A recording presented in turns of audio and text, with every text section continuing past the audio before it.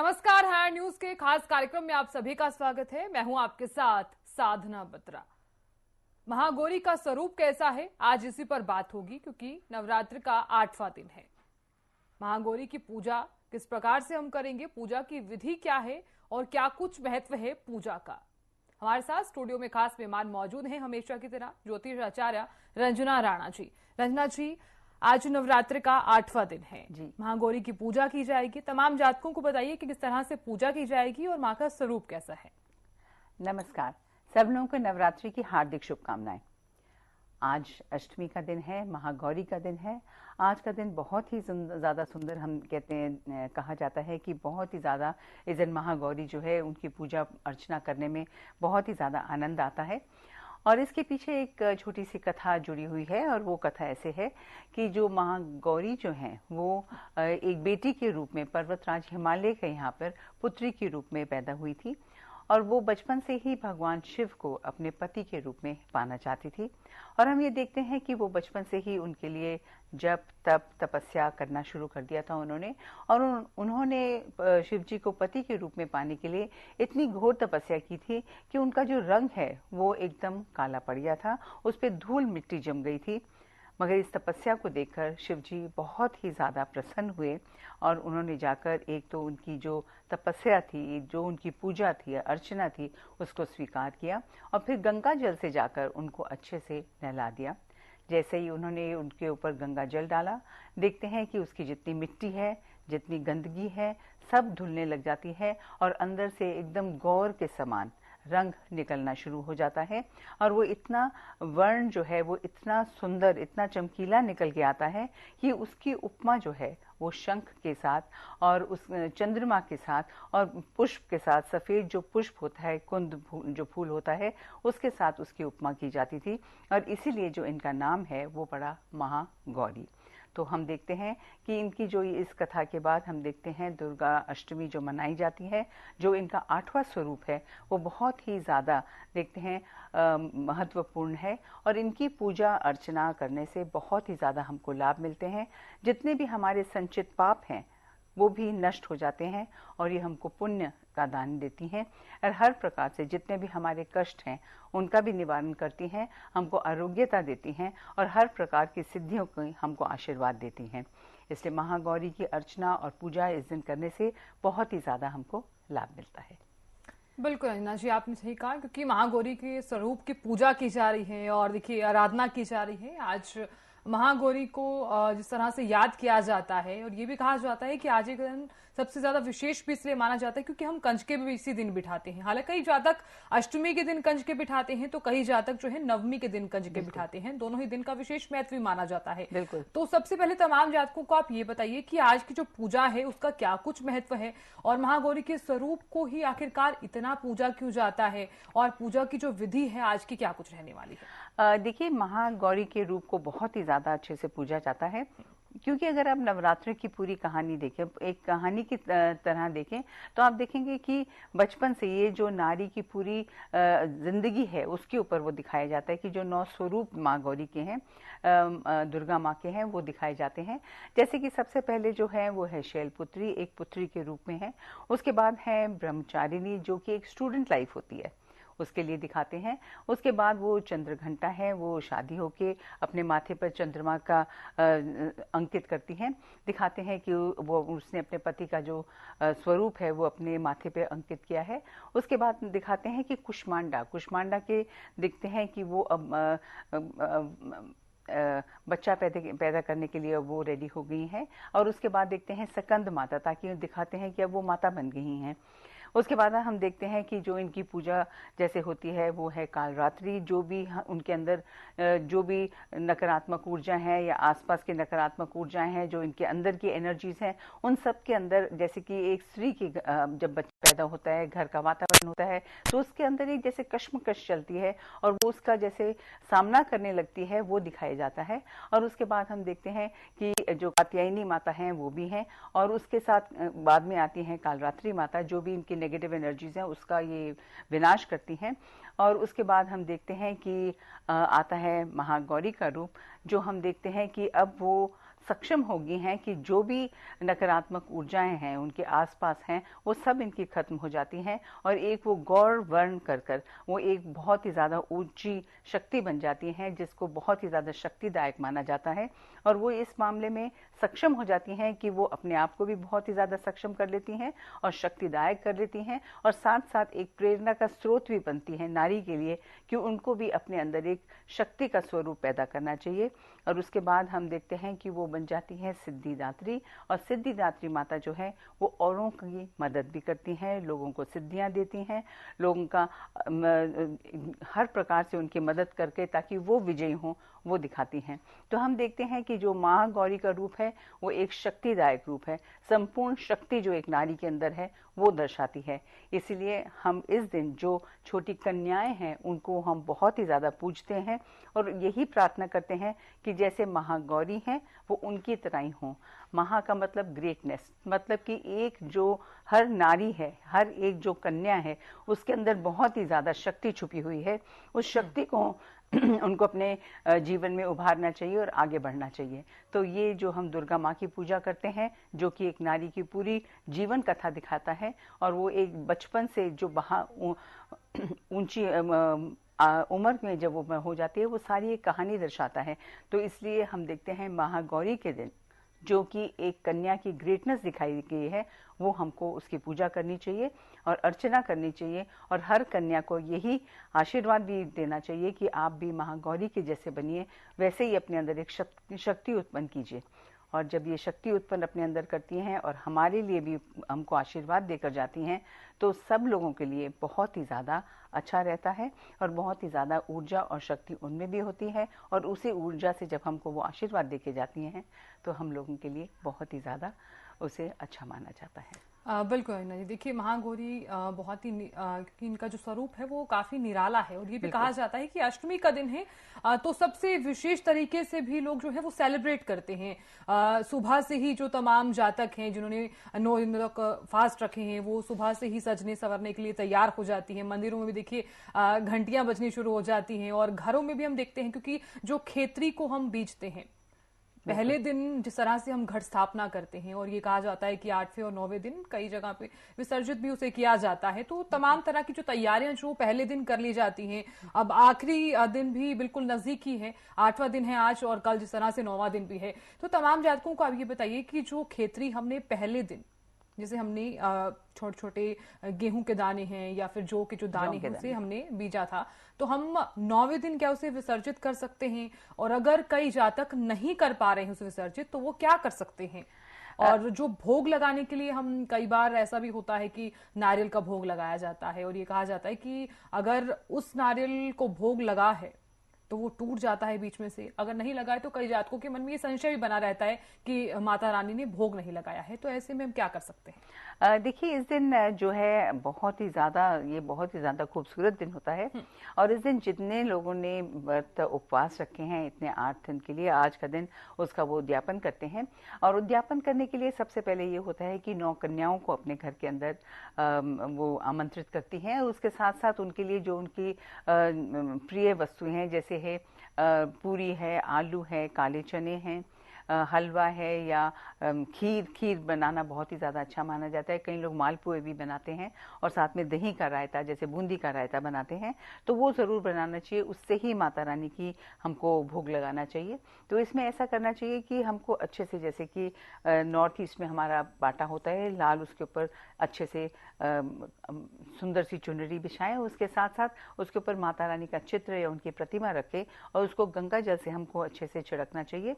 और उसके बाद उनका अच्छे से हमको जितने भी आभूषण हैं हमारे उनके अच्छे से उनको लगाने चाहिए और उसके बाद हमको उनकी पूजा करनी चाहिए। और पूजा में हमको उनके लिए ये तो पूरी थाली ही होती है, उसके साथ ये भी कहा जाता है जब उनकी पूजा करें तो बहुत ज़रूरी होता है कि शिव जी की और ब्रह्मा जी की और गणेश जी की सबसे पहले, फिर ब्रह्मा जी की और शिव जी की पूजा करनी भी बहुत ही ज़्यादा आवश्यक हो जाती है। उसके बाद हमको उनको भोग लगाना चाहिए और ज़रूरी ये भी होता है कि उस दिन हमको जैसे कि पंच दान है वो भी हमको उस दिन करना चाहिए। जैसे कि कहा जाता है कौवे को, कुत्ते को, चिड़िया को और गाय को और किसी ज़रूरतमंद को भी हमको खाना ज़रूर देना चाहिए। तो ये सब चीज़ें पहले निकाल के उनको फिर भोग लगाकर उसके बाद फिर हमको जो कन्याएं हैं उनको हमें अच्छे से बुलाना चाहिए। उनको ये जितनी भी हमने खीर पूरी सब बनाई है वो देना चाहिए। उसके बाद दक्षिणा के स्वरूप में हम उनको फल दे सकते हैं या उनको अगर चाहें तो हम थोड़े पैसे भी दे सकते हैं। पर ज़्यादातर यही कहा जाता है कि जितना भी हो बच्चों को कोई ऐसी वस्तु दें जो कि उनको पसंद हो। आजकल क्योंकि थोड़ा आधुनिक युग हो गया है तो बच्चे कई बारी जैसे कि क्लिप होता है, हेयर क्लिप्स होते हैं या पढ़ने लिखने का सामान होता है वो भी हम दे सकते हैं। कॉपी है, पेंसिल है, कोई अच्छी सी स्टोरी बुक है वो भी दे सकते हैं। कई लोग तो जैसे टिफिन बॉक्स या वाटर बॉटल इस तरह की अलग अलग चीज़ें भी देती हैं कि जो कि देख के जो कन्याएं हैं वो खुश हो जाती हैं। और चूड़ी देते हैं, पायल देते हैं, बिछुए देते हैं और इसके साथ साथ लाल चुनरी भी उनको देते हैं। इनमें से जो भी वस्तु आप चाहें, आप अगर अपनी जो कंजकें छोटी छोटी बुलाई हुई हैं उनको देंगे तो आप देखेंगे उनकी किलकारियों से घर एकदम बहुत ही ज़्यादा वातावरण जो है वो इतना प्रफुल्लित हो जाता है, इतना सुंदर हो जाता है कि इनको खिलाना और इनको अच्छे से देना और जैसे वो हंसती हुई आती हैं और खुशी से किलकारियाँ मार के जाती हैं तो घर का वातावरण बहुत ही ज़्यादा सकारात्मक ऊर्जा का प्रवाह होता है। दिल में बहुत ही ज़्यादा उनकी भी उमंग होती है और हमारे अंदर भी उमंग होती है। तो ये हमको ज़रूर करना चाहिए। नारियल का प्रसाद करना भी बहुत ही ज़्यादा आवश्यक हो जाता है। नारियल की बनी हुई कोई भी जैसे नारियल की बर्फ़ी है या लड्डू है या केवल नारियल भी अगर हम माता को चढ़ाएंगे तो वो बहुत ही ज़्यादा प्रसन्न होंगी। बिल्कुल अविनाश जी, अब बात कर लेते हैं क्योंकि हम पहले भी बात कर रहे हैं, कंजकों का विशेष महत्व माना जाता है। तमाम जितनी भी कन्याएं हम हमारे घर में आती हैं, हम तमाम तरह की चीजें देते हैं, गिफ्ट्स देते हैं, जैसे कि आप लगातार जिक्र भी कर रही हैं। तो तमाम जातकों को आप ये भी बताइए कि हम कितनी कन्याएं जो हैं वो कंजकों में बिठा सकते हैं। और ये भी कहा जाता है कि कोकला भी जरूर बिठाना चाहिए, ये जरूरी होता है। हाँ, ये भी होता है। लेकिन कई जगहों पर हमने ये भी देखा है कि कई नहीं बिठा पाते हैं या फिर 9 की 9 कन्याएं मिलना भी कई बार मुश्किल भी हो जाता है। तो ऐसे में हम क्या कर सकते हैं? देखिए वैसे जैसे ज़रूर होता है एक लड़के को ज़रूर बिठाना चाहिए और 5 कन्या होती हैं या 7 होती हैं, 9 होती हैं या 11 होती हैं, हरदम इस तरह का ऑड नंबर ही रखा जाता है। और इसलिए हम कहते हैं कि ज़रूर इस तरह की जो भी हम इनको कर सकते हैं हमको करना चाहिए।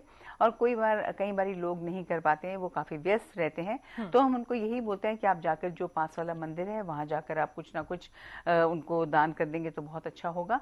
नहीं तो देखो कन्याएं हैं, आज का दिन भी है, कल का दिन भी है, तो ज़रूर कोई ना कोई समय निकालकर उनको जो भी उनको पसंद हो आप ज़रूर लेकर जाइए। आजकल बाजार भी भरे हुए हैं सामान से, तो प्यार से जाकर उनको जो भी दो। अगर नहीं भी हो सकता तो जैसे कई लोग तो आजकल क्योंकि आधुनिक युग है तो चॉकलेट या स्वीट्स वगैरह भी दे देते हैं, तो वो भी सही है।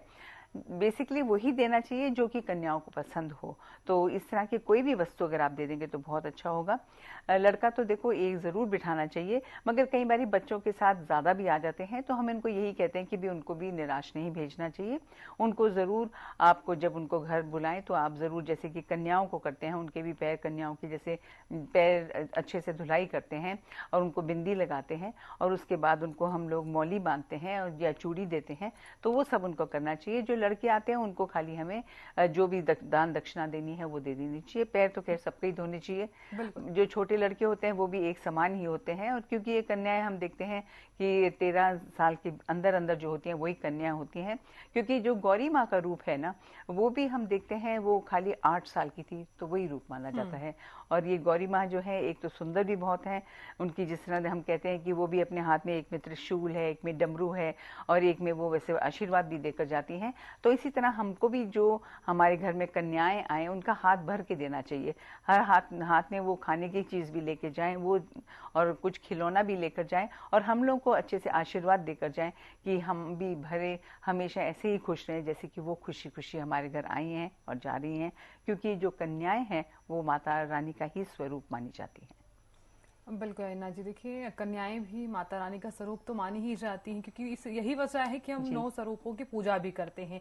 तमाम जातक जो इन्होंने फास्ट भी रखा हुआ है, हालांकि ये भी कहा जाता है कि अष्टमी के दिन या फिर नवमी के दिन आप अपने जो व्रत हैं, जो आपने 8 या 9 व्रत रखे हैं वो भी आप खोल सकते हैं। और तमाम जातकों को आप ये भी बताइए कि किस तरह का ये प्रोसेस रहेगा जिन्होंने तमाम जातकों ने 8 दिन के फास्ट रखे हैं। हाँ, देखिए जो ये 8 दिन के हमने व्रत रखे हैं, तो आज का दिन हमको हवन करना चाहिए। हवन अच्छे से बैठकर जब हम हवन करेंगे, ताकि उसका जब उद्यापन करना है तो हवन करना बहुत आवश्यक होता है। तो कई लोग तो हम जैसे देखते हैं सफेद तिल और शक्कर डालकर हवन करते हैं। तो जैसे अब हम जब हवन करें तो माता रानी का ही नाम से हमको हवन करनी चाहिए। 108 बार माता रानी के नाम लेकर उसकी आहुति हमको डालनी चाहिए। उससे बहुत ही ज्यादा हमारे लिए लाभप्रद साबित होता है। और इसके साथ साथ हम ये देखते हैं कि जैसे ये खेतरी है या कलश है, खेतरी जो है वैसे तो अगर पास में कोई जल का स्रोत है तो वहां पर अगर आप बहा दें तो बहुत अच्छा रहता है। और नहीं तो फिर जैसे कई लोग मंदिर में ले आते हैं, मंदिर में जब बहुत सारे इकट्ठे हो जाते हैं तो वहां पर ही वो जल डालकर उसको हम देखते हैं कि जो वहां का पेड़ पौधे होते हैं उसमें डाल देते हैं। मगर कई बारी ये भी दिक्कतें आती हैं। तो जैसे कई बारी हम देखते हैं कि लोग बाहर देश में रह रहे हैं, तो उनको हम यही सजेशन देते हैं कि एक गमले के अंदर ही पानी डालकर उसको हम डालते रहिए, रोज का रोज डालते रहिए। और जैसे ही वो थोड़ी सी लिक्विड टाइप हो जाए, थोड़ा पानी के जैसे हो जाए, तो अपने घर में जितने पौधे हैं आसपास डाल दीजिए, क्योंकि उससे बहुत ज्यादा इनका प्रभाव क्योंकि बहुत होता है, पूजा पाठ हुई होती है। इससे भी हम देखते हैं हमारे घर की ऊर्जा हमेशा बढ़ती ही रहेगी। इसलिए जरूर कीजिए, जैसे भी हमने आपको बताया है, जो भी सरल से सरल काम आप कर सकते हैं आप जरूर करने की कोशिश कीजिए। जल का स्रोत हो तो इससे बेहतर कुछ हो ही नहीं सकता। पर फिर भी बाकी जो हमने आपको सजेशंस दी हैं उनको भी अगर आप मानेंगे, उससे भी देवी माँ बहुत ही ज्यादा आपसे प्रसन्न होंगी। बिल्कुल अविनाश जी, देखिए महागौरी के आराधना का दिन है और उन्हें याद भी किया जा रहा है, और अष्टमी तो सबसे विशेष ही मानी जाती है जिस पर हम बात भी कर रहे हैं। तमाम जातकों को आप ये भी बताइए, क्योंकि जिस तरह से मंदिरों में भी सुबह से ही ढोल नगाड़ों के साथ देखिए माँ आती हैं तो बहुत ही अच्छे से तरीके से स्वागत भी किया जाता है, क्योंकि ये भी कहा जाता है कि माँ आती है तो हमारी सारी मनोकामनाएं पूर्ण भी करती हैं। तो अगर महागौरी के दिन, यानी कि महागौरी का अष्टमी का दिन भी है, तो तमाम जातक कोई उपाय करना चाहते हैं किसी भी समस्या को लेकर, अगर वो परेशान है या फिर कोई भी काम सिद्ध नहीं हो पा रहा है, तो ऐसे में हम क्या उपाय हम कर सकते हैं? ये जरूर हम आपको बताना चाहेंगे कि आपको क्या उपाय करना चाहिए, और उस दिन का दिन आपका कैसे रहेगा वो भी हम आपको बताना चाहेंगे। जैसे हम देखते हैं कि नंबर 1 वाले जो हैं उनके लिए जो अष्टमी का दिन है वो बहुत ही ज्यादा अच्छा रहेगा। एंड इनको बिल्कुल भी दिक्कतों का सामना करने की जरूरत नहीं है। अगर इनके व्यवसाय में किसी तरह की भी दिक्कतें आ रही हैं तो आज का दिन बहुत ही ज्यादा जरूरी है कि इनको हलवा और काले चने का प्रसाद कन्याओं को भी दें, और साथ साथ इसका वितरण भी करें। और इससे हम देखते हैं उनके व्यवसाय में बहुत ही ज्यादा तरक्की होगी। इनको घबराने की जरूरत बिल्कुल भी नहीं रहेगी। फिर बिल्कुल अविनाश जी, 2 नंबर वालों के लिए भी बताइए कि क्या कुछ उपाय वो कर सकते हैं? 2 नंबर वालों के लिए भी हम देखते हैं कहीं ना कहीं इनकी शादी ब्याह में थोड़े से विघ्न आ रहे हैं।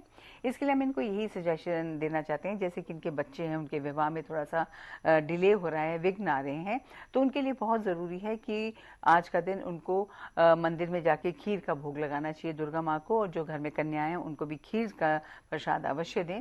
और उसके साथ साथ उनको आज से ही ओम सर्वमंगल मांगले शिवे सर्वार्थ साधिके शरण्य त्र्यंबके गौरी नारायणी नमोस्तुते, इस मंत्र का जाप रोज आपको 108 बार करना शुरू करना चाहिए। इससे बहुत ही ज्यादा आपको लाभ मिलेगा और बहुत जल्दी आपके घर के अंदर भी शहनाइयां बजेंगी, आपके बच्चों के विवाह बहुत ही जल्दी होने शुरू हो जाएंगे। तो आज का दिन आप खीर बांटिए, उससे आपको बहुत ज्यादा लाभ मिलेगा। बिल्कुल अन्ना जी, बात कर लेते हैं 3 नंबर वालों की। 3 नंबर वाले क्या कुछ उपाय कर सकते हैं अपने कार्य को सिद्ध करने के लिए? 3 नंबर वालों के लिए भी हम देखते हैं इनका भी समय बहुत ही ज्यादा अच्छा है। घर में अगर थोड़ी सी नकारात्मक ऊर्जा किसी भी तरह से हो जाती है कई बारी, तो उसके लिए हम इनको यही सजेशन देना चाहिए कि इनको अपने हाथ में इनको एक जो गोबर का जैसे कंडा होता है उसके ऊपर इनको 11 लौंग और 2 कपूर डालकर उसको जलाकर घर में सारे अच्छी तरह घुमाएं और फिर घर के बाहर रख दें। इससे वो देखेंगे सारी नकारात्मक ऊर्जा खत्म हो जाएगी और सकारात्मक ऊर्जा का प्रवाह होगा। और फिर घर में घी की जोत जला लें, जैसे कि वो बहुत और सब दिनों से जला रहे हैं। तो ये घी की जोत जब आप जलाएंगे तो जितने भी नकारात्मक ऊर्जा है आपके घर की वो बिल्कुल खत्म हो जाएगी। बिल्कुल जी, बात कर लेते हैं 4 नंबर वालों की। 4 नंबर वाले क्या कुछ उपाय कर सकते हैं अपने कार्य को सिद्ध करने के लिए? 4 नंबर वाले हम देखते हैं कि इनके लिए भी बहुत जरूरी है कि आज का दिन ये दूध का दान करेंगे तो इनके लिए बहुत ही ज्यादा अच्छा रहेगा। और इसके साथ साथ हम ये देखते हैं कहीं ना कहीं अपने बच्चों की पढ़ाई को लेकर थोड़े से चिंतित दिखाई दे रहे हैं, तो इसके लिए इनके लिए बहुत जरूरी है कि आज कन्याएं इनके यहाँ पे आए तो उनको दक्षिणा स्वरूप, उनको भेंट स्वरूप, उनको कॉपी और पेंसिल अगर ये देंगे तो उससे बहुत ही ज़्यादा, ये जैसे कि पेन होता है या फेल्ट पेन्स होते हैं, इस तरह की कोई चीज़ अगर देंगे तो उससे बहुत ही ज़्यादा अच्छा रहेगा। इनके बच्चे जो हैं अपने काम में मन लगाकर पढ़ने लग जाएंगे। तो हम देखते हैं कि बच्चों में अच्छा रहेगा और इन माता पिताओं के लिए भी आज का दिन ये दान अगर आप करेंगे तो बहुत ही ज़्यादा इनके लिए शुभ साबित होगा। बिल्कुल है ना जी। अब बात कर लेते हैं 5 नंबर वालों की। 5 नंबर वालों के लिए ये दिन कितना खास रहने वाला है, अष्टमी का दिन किस तरह से रहेगा और इनके जो कार्य हैं वो किस प्रकार से सिद्ध हो सकते हैं। 5 नंबर वालों के लिए हम देखते हैं इनके भी हम देखते हैं कहीं ना कहीं जो व्यवसाय में थोड़ी सी दिक्कतें आ रही हैं, उसके लिए बहुत ज़रूरी है आज का दिन आप गुड़ का दान करें। लाल चुनरी, आप जो घर में कन्या आएंगी उनको आप लाल चुनरी अगर आप देंगे तो बहुत ही ज़्यादा वो खुश होकर जाएंगी, आशीर्वाद देके जाएंगी और जितने भी आपकी दिक्कतें आ रही हैं वो बिल्कुल आपकी खत्म हो जाएंगी। आपको घबराने की जरूरत बिल्कुल भी नहीं रहेगी। बिल्कुल है ना जी। बात कर लेते हैं 6 नंबर वालों की, किस तरह से इनके कार्य सिद्ध हो सकते हैं। 6 नंबर वालों के लिए हम देखते हैं इनके भी हम देखते हैं कहीं ना कहीं इनके स्वास्थ्य को लेकर थोड़ी सी दिक्कतें आ रही है। वैसे इनका समय ठीक चल रहा है, एकदम इनके लिए अनुकूल है। तो इनको हम यही सजेशन देते हैं कि ये आज का दिन जितना भी हो सके, जो छोटी छोटी कन्या आएंगी उनको चूड़ी दें और चूड़ी के साथ साथ उनको एक मंत्र जरूर करना चाहिए और वो मंत्र है ओम जयंती मंगला काली भद्रकालिनी कपालिनी दुर्गा क्षमा शिवा धात्री स्वाहा स्वधा नमस्तुते। ये मंत्र अगर आप करने लग जाएंगे इससे बहुत ही ज़्यादा आपको लाभ मिलेगा। ये मंत्र को रोज़ आप 11 बार करने लग जाएंगे तो आपकी जो हेल्थ प्रॉब्लम है वो बिल्कुल आपकी खत्म हो जाएंगी। बिल्कुल जी। अब बात कर लेते हैं 7 नंबर वालों की। 7 नंबर वाले अष्टमी के दिन क्या कुछ उपाय कर सकते हैं और किस तरह से इनके जो कार्य हैं वो सिद्ध होंगे। अष्टमी वाले दिन हम देखते हैं इनको आज का दिन नारियल और या नारियल से बनी कोई भी वस्तु का अगर आप दान करेंगे, जैसे कि नारियल की बर्फी है, नारियल के लड्डू हैं और या केवल नारियल भी अगर आप किसी को दान करेंगे इससे बहुत ही ज़्यादा आपके लिए अच्छा रहेगा। और हर प्रकार से जैसे आप चाहते हैं कि आपका व्यवसाय दूर देशों में भी फैले तो ज़रूर होगा। ये नारियल का आप ज़रूर जो है प्रसाद आज का दिन कीजिए और कन्याओं को इसी चीज़ का भोग लगवाकर, माता रानी को भोग लगाकर उनको वितरण कीजिए इस प्रसाद को। इससे आपको बहुत ज्यादा लाभ मिलेगा। बिल्कुल अन्ना जी। बात कर लेते हैं 8 नंबर और 9 नंबर वालों की। किस प्रकार से इनके जो कार्य हैं वो सिद्ध होंगे और अष्टमी के दिन क्या क्या उपाय ये कर सकते हैं। 8 नंबर वालों के लिए हम देखते हैं इनके लिए बहुत ज़रूरी है कि ये फलों का दान करें और आज का दिन अगर लाल फल हो सके तो भी बहुत अच्छा है, अगर नहीं इसके साथ साथ अगर आप किसी भी तरह के फलों का दान करेंगे तो इससे इनको बहुत ज़्यादा लाभ मिलेगा। और हम ये देखते हैं कि कहीं ना कहीं इनको थोड़े से ब्लड प्रेशर की तकलीफ है, ब्लड रिलेटेड प्रॉब्लम्स हैं, वो भी इनके बिल्कुल ठीक हो जाएंगे। माता रानी के इनके ऊपर आशीर्वाद रहेगा और इनको स्वास्थ्य संबंधी जो भी दिक्कतें हैं ये इनकी ये छोटा सा कार्य करने से एकदम ठीक हो जाएंगी। बिल्कुल है ना जी। अब आखिरी नंबर यानी कि 9 नंबर जो सबसे ज्यादा लकी भी माना जाता है, ये जातक क्या क्या उपाय कर सकते हैं अष्टमी के दिन। 9 नंबर वालों के लिए बहुत ही सुंदर कार्ड्स भी आए हैं कि ये दिखाई देता है कि इनके घर के अंदर भी बहुत ही ज़्यादा सुख शांति रहेगी और इनका व्यवसाय भी बहुत ही ज़्यादा अच्छा रहेगा।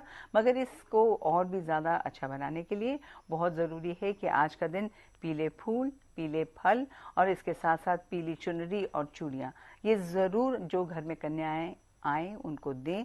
इससे वो देखेंगे कि बहुत ही जल्दी इनके हर क्षेत्र में इनको बहुत सफलता मिलेगी और हर कार्य में इनकी सिद्धि भी अवश्य होगी। इसलिए बिल्कुल भी घबराएं नहीं, छोटे छोटे उपाय हैं। खुशी से घर में कन्याओं को बुलाइए, उनको खिलाइए और उनको ये छोटे छोटे जो उपहार हमने बताए हैं, सजेशंस दी हैं, उनको ज़रूर फॉलो करने की कोशिश कीजिए। इससे आपके लिए बहुत ही ज़्यादा माता रानी का आशीर्वाद अवश्य आपको मिलेगा। बिल्कुल अन्ना जी। देखिए माता रानी का आशीर्वाद तो तमाम जातकों को मिलना ही चाहिए क्योंकि 8 दिन जिस तरह से उन्होंने व्रत भी रखे हैं। बहुत बहुत शुक्रिया हमारे साथ जुड़ने के लिए और अपना बेशकीमती वक्त हमें देने के लिए बहुत बहुत शुक्रिया। Thank you. फिलहाल के लिए इस खास कार्यक्रम में इतना ही। नमस्कार।